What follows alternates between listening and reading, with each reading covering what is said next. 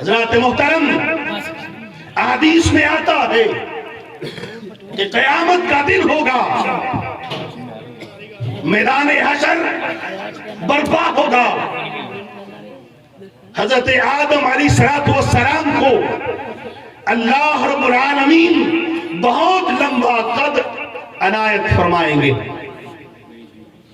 حضرت آدم علیہ السلام نے سبز رنگ کا چولا پہنا ہوا ہوگا اور اس قدر آپ کا لمبا قد ہوگا جیسے آج کے زمانے میں ہمارے کھجور کا درخت ہوتا ہے۔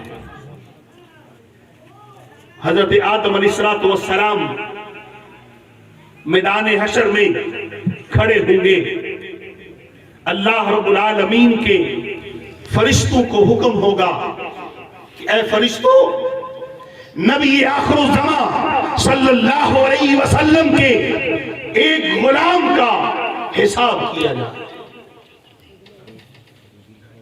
اب اس غلام کا حساب ہوگا، نیکیاں کم، گناہ زیادہ۔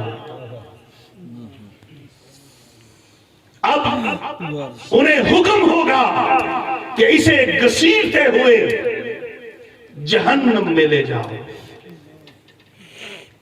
حضرات محترم،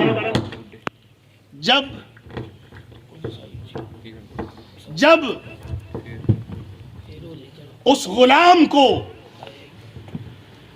گھسیٹ کر جہنم کی طرف لے جایا جا رہا ہوگا، حضرت آدم علیہ السلام آواز دیں گے، اے میرے فرزند محمد ابن عبداللہ، کہاں ہو؟ تیرے غلام کو، تیرے کلمہ پڑھنے والے کو جہنم کی طرف لے کر جایا جا رہا ہے۔ حضرات محترم، میرے اور آپ کے آقا کریم صلی اللہ علیہ وسلم عرض کریں گے، اے ابا حضور میں حاضر ہوں۔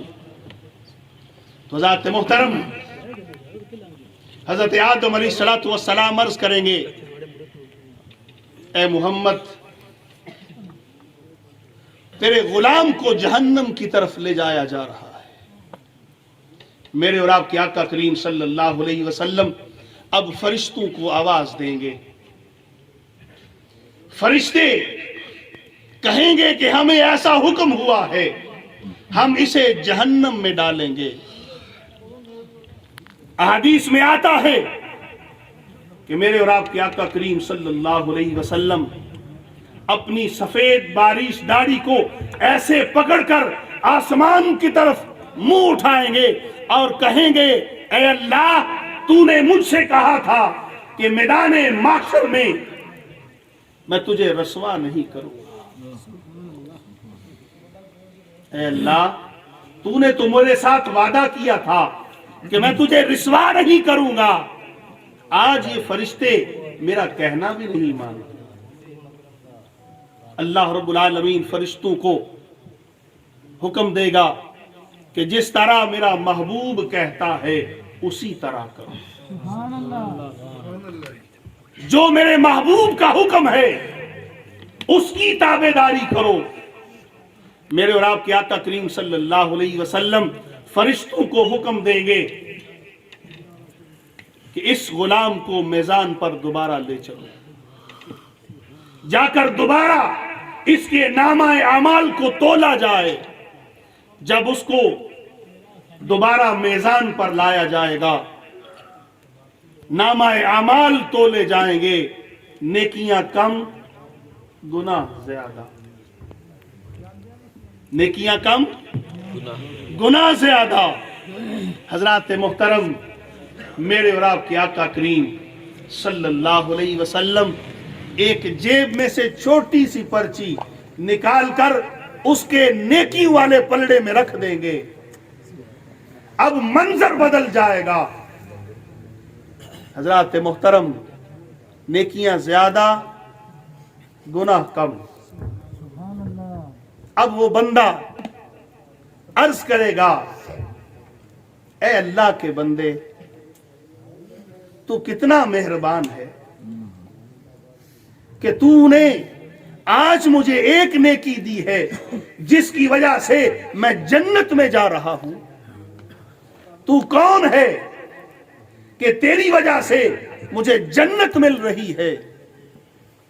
تو میرے اور آپ کے آقا کریم صلی اللہ علیہ وسلم عرض کریں گے اے میرے امتی میں تیرا نبی ہوں، میں تیرا نبی ہوں. وہ عرض کرے گا یا رسول اللہ صلی اللہ علیہ وسلم میری نیکی آپ کے پاس کیسے؟ تو میرے اور آپ کے آقا کریم صلی اللہ علیہ وسلم عرض کریں گے اے میرے غلام تو نے زندگی میں صرف ایک مرتبہ درود پڑھا تھا اور وہ تیری نیکی میرے پاس موجود ہے. آج میں نے تیرے نیکیوں والے پلڑے میں اس کو رکھ دیا ہے اور اس نیکی کی وجہ سے تو جنت میں جا رہا ہے. حضرات محترم، یہ ہے درود پاک کی برکت.